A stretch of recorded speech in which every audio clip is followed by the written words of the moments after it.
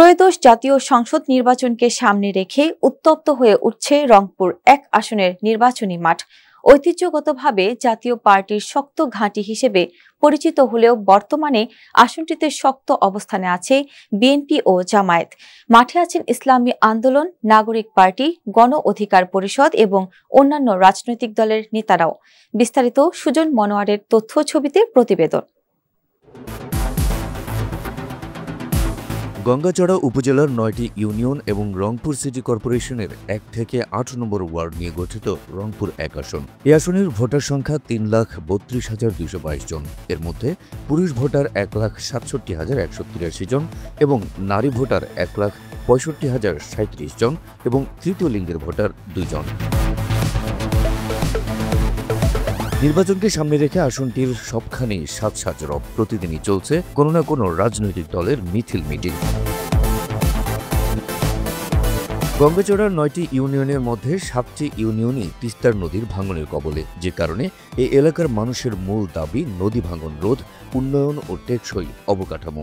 এই গঙ্গাচড়া রংপুর ১ আসনের মানুষগুলোকে নিয়ে যে চিন্তা,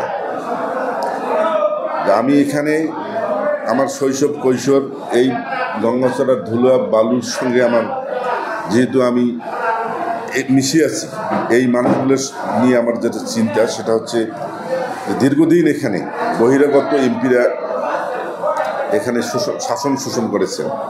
গঙ্গাচড়া অবহেলিত রয়ে গেছে। গঙ্গাচড়ার কোনো উন্নয়ন কাঙ্ক্ষিত মানুষের, গঙ্গাচড়ার এই রংপুর ১-এর মানুষ যে প্রত্যাশা নিয়ে এমপি নির্বাচন করে ভোট দেয়, সেই প্রত্যাশিত ফলাফল পায় না। সেই দিক দিয়ে যদি ত্যাগীদের বিচার করেন উনি, যদি ভারপ্রাপ্ত চেয়ারম্যান যেটা বলেছেন যে ত্যাগীদের পক্ষ থেকেই মনোনয়ন দেওয়া হবে, আমি এ কারণে আশাবাদী যে ত্যাগীদেরকে যদি মূল্যায়ন করা হয় তাহলে গঙ্গাচড়া উপজেলার ৮১টি ওয়ার্ডের নেতৃবৃন্দের মতামতের নির্বাচিত সভাপতি আমি, সে কারণে আমি আশাবাদী যে উনি আমাকে মনোনয়ন দেবে। তারপরেও দল যদি আমার চেয়ে আরও কোনো যোগ্য, ভালো, জনপ্রিয় মানুষকে বেছে নিয়ে, ত্যাগী মানুষকে বেছে নিয়ে যদি দল মনোনয়ন দেয় তাহলে দলের সিদ্ধান্তই চূড়ান্ত সিদ্ধান্ত। গত ১১টি জাতীয় নির্বাচনের বেশিরভাগ সময়ে জাতীয় পার্টির দখলে ছিল রংপুর ১ আসনটি। তবে জাতীয় পার্টির বেশিরভাগ প্রার্থীই গঙ্গাচড়ার বাসিন্দা ছিলেন না, যে কারণে স্থানীয় জনগণের মাঝে একাধিকবার দেখা গেছে বহিরাগত হটাও, গঙ্গাচড়া বাঁচাও স্লোগান দিতে। আসনটিতে এবারে বিএনপি থেকে মনোনয়ন দৌড়ে আছেন রংপুর জেলা ছাত্রদলের আহ্বায়ক শরীফ নিয়াজ দোহা এবং গঙ্গাচড়া উপজেলা বিএনপির সভাপতি চাঁদ সরকার। জানালেন মাঠে আছেন, তবে দলের সিদ্ধান্তই মেনে নেবেন তারা। এই আসনে আমার বাবা আলহাজ ওয়াহিদুজ্জামান মাবু, তিনি দীর্ঘদিন ৪০ বছর ধরে এখানকার বিএনপিটাকে তিনি লালন করেছেন, পালন করেছেন। তিনি 91-এ মনোনয়ন চেয়েছিলেন, সেই আমল থেকে তিনি মনোনয়ন চাচ্ছেন। মনে করেন যে এই আসনটি আমার হাতে দিলে এই আসন সুরক্ষিত থাকবে, ধানের শীষের জয়, এই আসন আমরা ছিনিয়ে নিতে পারবো আল্লাহ পাকের অশেষ রহমতে।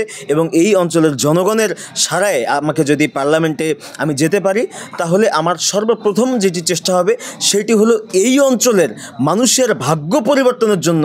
আমাদের যে এখানে দুর্দশা আমরা যুগের পর যুগ যেটি ফেস করে আসছি, সেটি হলো তিস্তার করাল গ্রাস।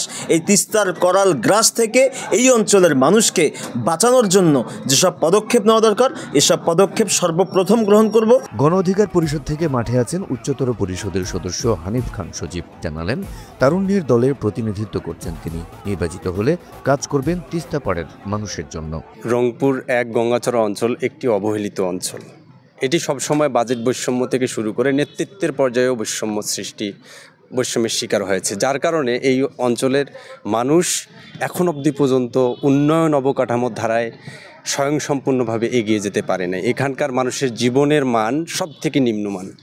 এখানকার মানুষ এখনও অর্থনৈতিকভাবে মুক্তি লাভ করতে পারেনি। আমি এই অঞ্চলের মানুষের জন্য, গঙ্গাচড়া অঞ্চলের মানুষের জন্য প্রথমত যে কাজটি করতে চাই, যেহেতু এখানে 7টি ইউনিয়ন তিস্তা নদীর অববাহিকায় অবস্থিত, আমি এই তিস্তামুখী কর্মপরিকল্পনা গ্রহণ করব, যেখানে তিস্তার আশেপাশের মানুষ কর্মসংস্থানের মাধ্যমে তাদের আর্থিক যে স্বাধীনতাটা সেটি গ্রহণ করতে পারবে। দ্বিতীয়ত বিষয়টি হচ্ছে এই তিস্তাকে ড্রেজিংয়ের মাধ্যমে পানি প্রবাহ নিশ্চিত করব।